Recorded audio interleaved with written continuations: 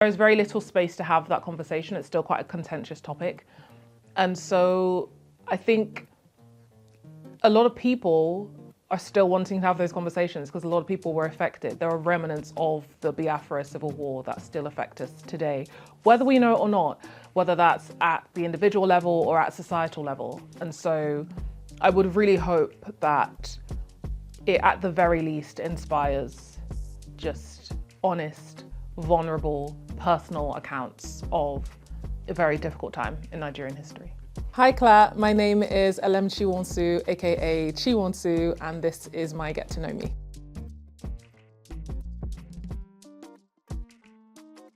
It is my personal experience and the experience of so many that have grown up in the diaspora but haven't really been able to make sense of their sort of upbringing, their experiences, and bridging two worlds of this sort of hybrid identity that a lot of New Age Nigerians are taking on. So I wanted to explore that a bit further and yeah, shed light on some nuanced topics.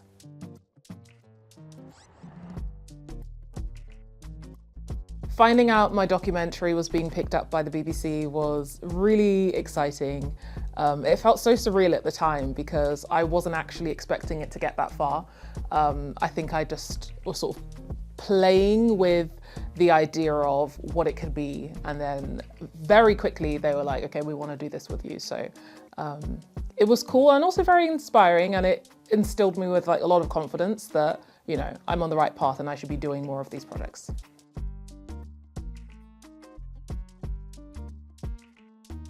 My upbringing is varied. So I was born in Nigeria, but I grew up in Saudi Arabia, and then we moved to the UK.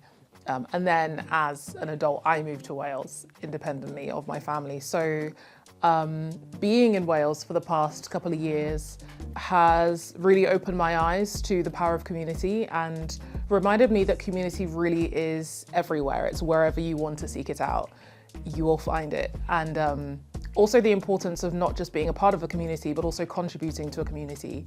That's really key. And you know, everyone makes a difference. So that's been a big learning point for me.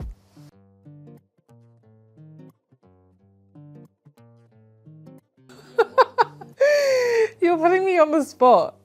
An Igbo phrase.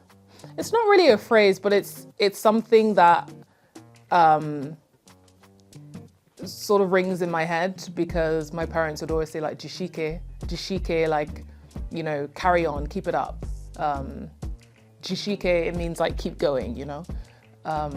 So yeah.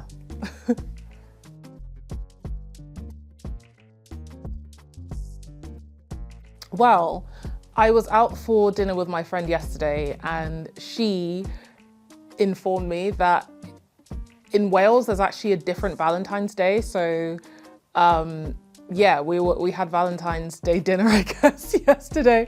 And also just, I think there's so much rich and interesting history in Wales. There's castles. I just love exploring the castles around Wales. That's my favorite thing to do. And also just enjoying the culture. I think Welsh people are so warm and accommodating and kind. And it's just been good to get a feel for that and also see the differences between like English culture and Welsh culture, because admittedly, when I first moved to this country, I just, you know, I saw everything as the same because in my mind, I'm like, well, it's the UK, but actually there is a lot of richness across different regions wherever you go in the UK. And I've learned to appreciate that a lot more.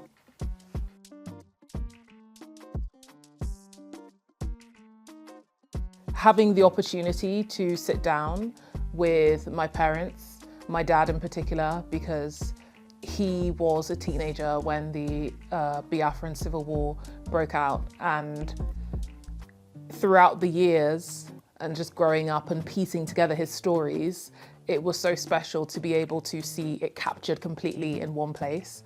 And with everyone there in the room to witness it, with the BBC crew there, you know, a lot of people got carried away with the stories, and it was just a really emotional, vulnerable moment that we all had. And I think, yeah, I think it was that. I think it was cherishing that special moment with my dad for sure.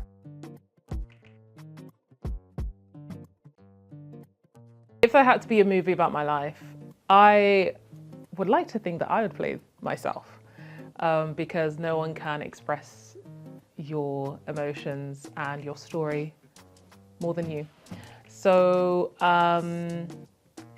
yeah, I think I would play me, and it would probably be something, since I have a documentary out called I Am Igbo, a story about me would probably be something like I Am Elemchi. Probably something simple. And so it would probably be like, yeah, a more in-depth version, but like solely focused on me. So I'm going with that. I am Elemchi.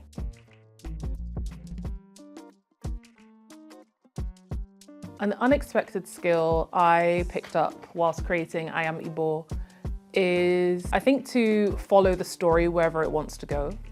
I came into the project with a really, really clear idea of like what I wanted.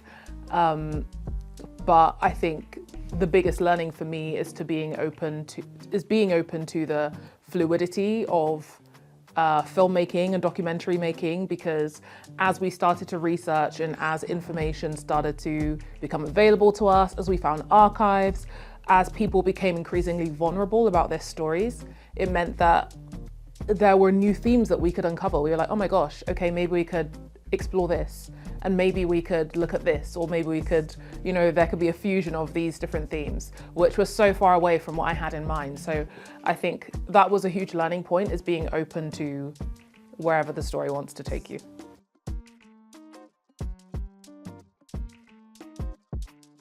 I think community, and learning as well. So finding spaces where Igbo culture is celebrated and being part of that. I've been fortunate to live in different countries in my life, and I can't think of one place I've been to where I haven't sought out the Igbo community. And it just shows you the power of community and the preservation of that culture. It's really important. So I think maintaining an interest, you know, refining my Igbo language skills, continuing to network and meet people, and supporting the community any way I can.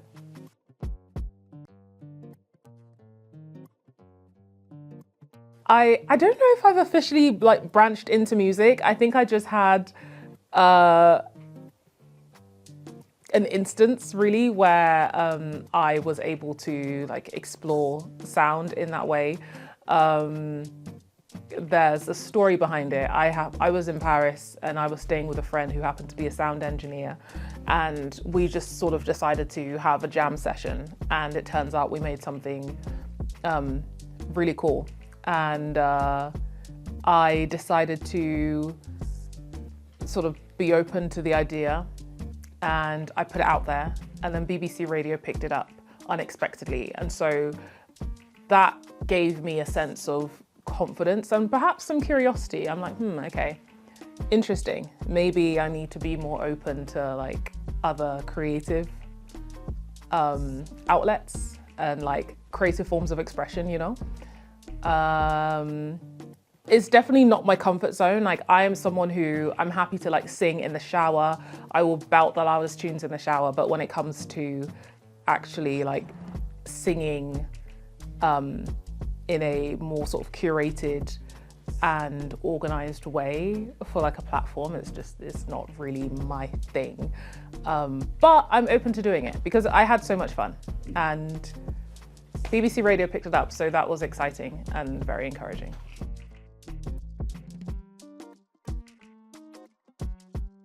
I hope that my work inspires open and honest conversation about the Biafra Civil War. I think that there's still so much that is unsaid, and it's not really a conversation that is encouraged within Nigeria either. And there is very little space to have that conversation. It's still quite a contentious topic. And so I think a lot of people are still wanting to have those conversations because a lot of people were affected. There are remnants of the Biafra Civil War that still affect us today, whether we know it or not, whether that's at the individual level or at societal level. And so I would really hope that it at the very least inspires just honest, vulnerable, personal accounts of a very difficult time in Nigerian history.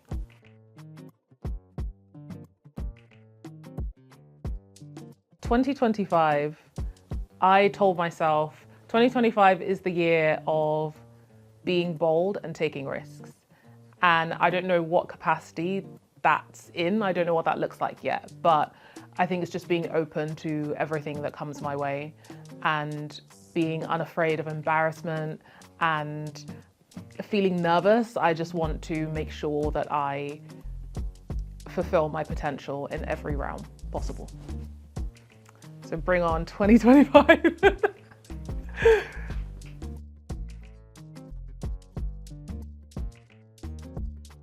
So one good piece of advice that I have been told, I've been told a lot of good advice actually. I have some good mentors in my life. Something that always stays with me is stay ready so you don't have to get ready. So in everything that you're doing, just be as prepared as possible for the best possible outcome so that you are actually ready to take it on, whether that's, and that's across all realms, whether that's in fitness, whether that's work, whether that's doing creative stuff, like just everything that you're preparing for, make sure that you stay ready. Yeah, failing to prepare is preparing to fail. So, so I think that's a big one.